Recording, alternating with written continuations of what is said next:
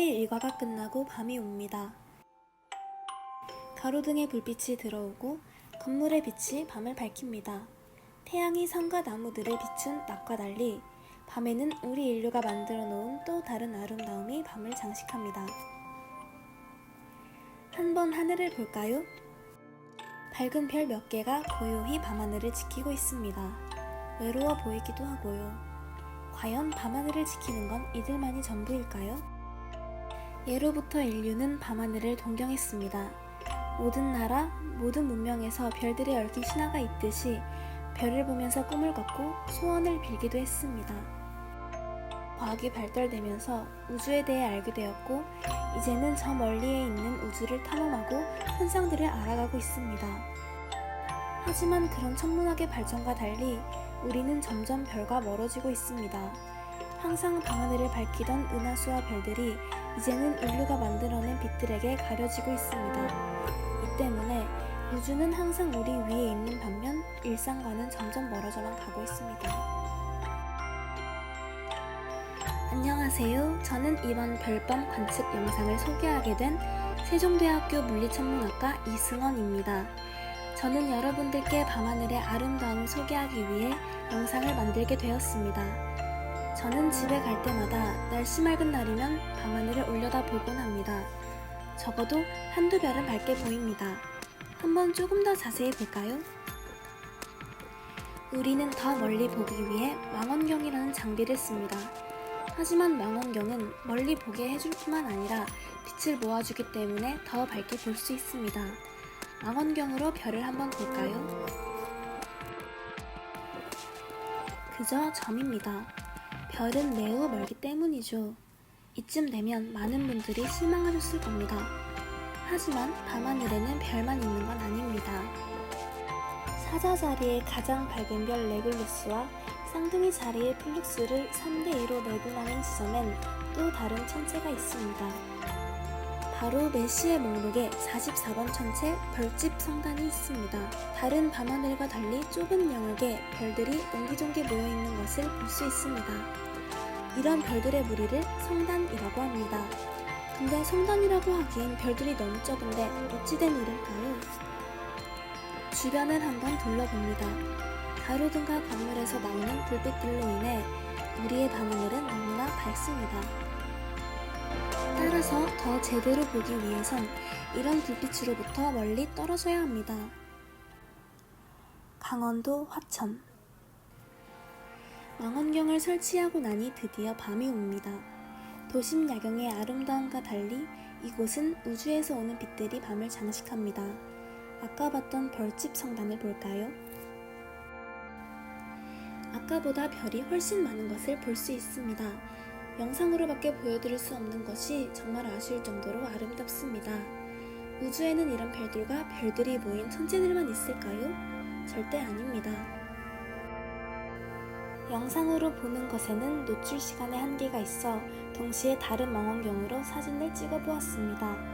사자자리의 데네볼라에서 조금 밑으로 가면 은하 3개가 예쁘게 모여 있습니다. 위에서부터 시계 방향으로 NGC 3628, M65, 그리고 M66, 이들을 레오 트리플렛이라고 부릅니다. 사자자리에서 조금 더 북쪽으로 망원경을 향할까요? 아주 친숙한 별자리인 북두칠성이 우리를 기다립니다. 북두칠성의 손잡이 가장 끝에 있는 별 아우카이드에서 조금 위로 이동하면 아주 멋진 은하가 기다리고 있습니다. 바로 메시의 목록 101번 바람개비 은하입니다. 정말 아름다운 정면 나선 은하의 형태를 가지고 있습니다. 아우카이드에서 M101과 반대편엔 색다른 천체 M51 부자 은하가 기다리고 있습니다. 이 천체는 서로 상호작용하는 은하로 이루어져 있습니다. 마치 두 은하가 아들과 아빠처럼 붙어있어 돈이 많은 부자가 아닌 아빠와 아들을 뜻하는 부자 이름이 붙었습니다. M51에서 조금 북자 방향으로 이동하면 M97 올빼미 성운이 있습니다. 중간에 어두운 두 구멍 모양이 올빼미의 눈처럼 보여 올빼미 성운이라는 이름을 갖게 되었습니다. 우리는 이와 같은 천체를 행성과 비슷하게 원반 모양처럼 보여 행성상성운이라고 부릅니다. 하지만 사실은 행성과는 상관없이 죽어가는 별에 의해 만들어지는 성운입니다. 조금 더 남쪽으로 이동해 볼까요? 중앙의 은하가 잘 보이는 것 같나요? 이것은 바로 M108 큰곰 자리의 나선 은하입니다.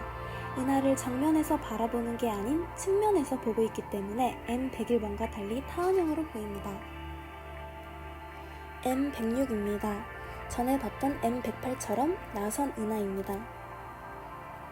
국자 위로 보면 아주 아름다운 두 쌍의 은하가 있습니다. 바로 왼쪽에 있는 M82 시가 은하와 오른쪽에 M81 보대 은하입니다. 왼쪽의 시가 은하에선 아주 활발하게 별이 태어나고 있습니다. 다시 사자 자리에서 동쪽으로 이동합니다. 사자 자리에서 처녀 자리 사이에는 일명 매커니우스 체인이라 불리는 은하들의 모임이 있습니다. 다양한 크기의 은하들이 체인처럼 길게 엮여있는 모양이라 이름이 이렇게 지어졌습니다. 왼쪽에 있는 거대한 M87 타원 은하, 작년에 블랙홀의 사건의 지평선을 관측하는데 성공한 블랙홀이 바로 이 은하의 중심부에 있습니다. 사진에서 점으로 보이지 않는 천체들은 모두 은하입니다. 어떻게 엄청난 수의 은하가 이렇게 모여있는 것일까요? 그 이유는 은하들도 마찬가지로 중력에 의해 모여 은하단을 형성하기 때문입니다. 지금 보고 있는 은하들은 처녀자리 은하단, 우리 은하가 속한 국부 은하군이 바로 이 은하단에 속해 있습니다. 처녀자리의 가장 밝은 별 스피카에서 조금 떨어진 곳에는 밝은 나선 은하가 있습니다. 바로 M104 솜브레로 은하입니다. 멕시코 전통 모자 솜브레로와 비슷한 모습 덕분에 이런 이름이 붙었습니다. 앞서 북두칠성에서 보았던 은하와 달리 나선 은하의 옆면을 보기 때문에 길다란 모습이 보이는데요. 중앙의 은하에게 밝게 보이는 것을 볼 수 있습니다. 처녀자리에서 조금 동쪽으로 이동하면 헤라클레스 자리가 있습니다. 헤라클레스 자리 몸통을 이룬 두 별 사이엔 대표 구상성단인 M13 헤라클레스 자리 대성단이 있습니다. 매우 밝아 망원경으로 쉽게 관측할 수 있는 천체인데요. 앞서 말씀드린 M44와 같은 상계성단과 달리 구형으로 수많은 별들이 모여있어 이와 같은 성단을 구상성단이라고 합니다. 슬슬 은하수가 동쪽에서 떠오르고 있습니다. 이전엔 주로 우리 은하 바깥에 있는 외부 은하들을 보았다면 이제는 은하수 안을 볼까요? 슬슬 은하수 중심으로 가봅시다. 먼저 다른 대상들을 보기 전에 여름 대표별들을 볼까요? 여름철 은하수 중심을 가로지르는 백조자리의 꼬리에는 아주 밝은 별이 있습니다. 바로 데네브입니다. 도심에서도 쉽게 볼 수 있을 정도로 밝은 별들이죠. 베가와 알타이르를 이어 여름철 대삼각형을 이루고 있습니다. 은하수에서 떨어져 있는 알타이르와 베가를 두고 아주 익숙한 이야기가 담겨 있습니다. 바로 직녀와 견우의 이야기이죠. 은하수를 두고 헤어진 견우와 직녀가 바로 이 두 별입니다. 베가와 알타이르, 우리나라에선 직녀와 견우성으로 부릅니다.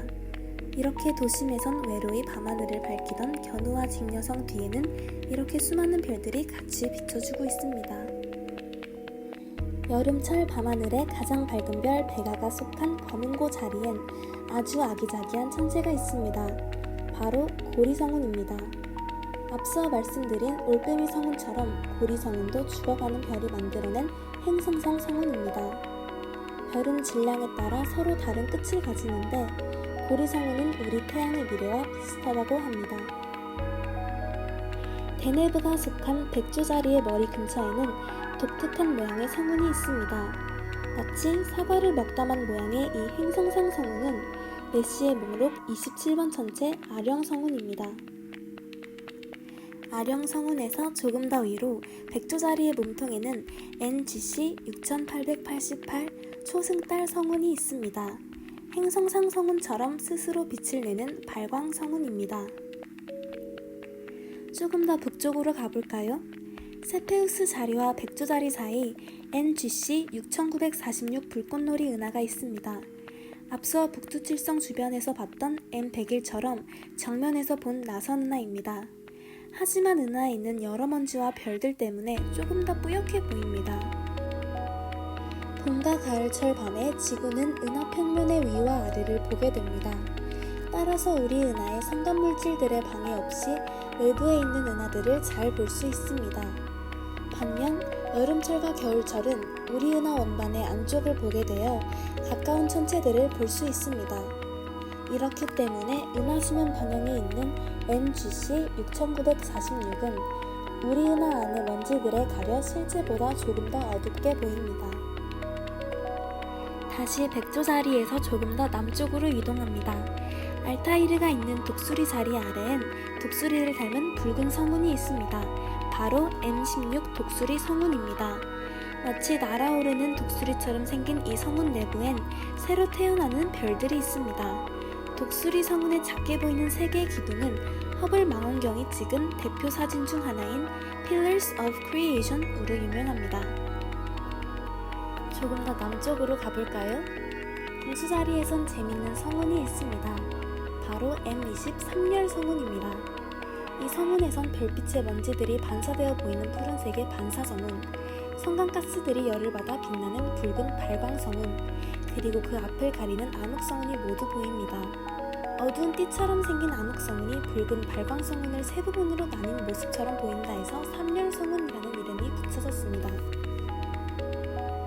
삼열성운 근처에는 발광성운인 M8 석호성운이 있습니다. 독수리 성운처럼 석호성운의 안에는 많은 별들이 새로 태어나고 있습니다. 새로 태어난 별들은 시간이 지나면서 성운을 이루는 가스들을 밀어내고 결국 3개 성단만이 오랜 시간 동안 남게 될 것입니다. 이제 마지막 대상으로 이동합니다.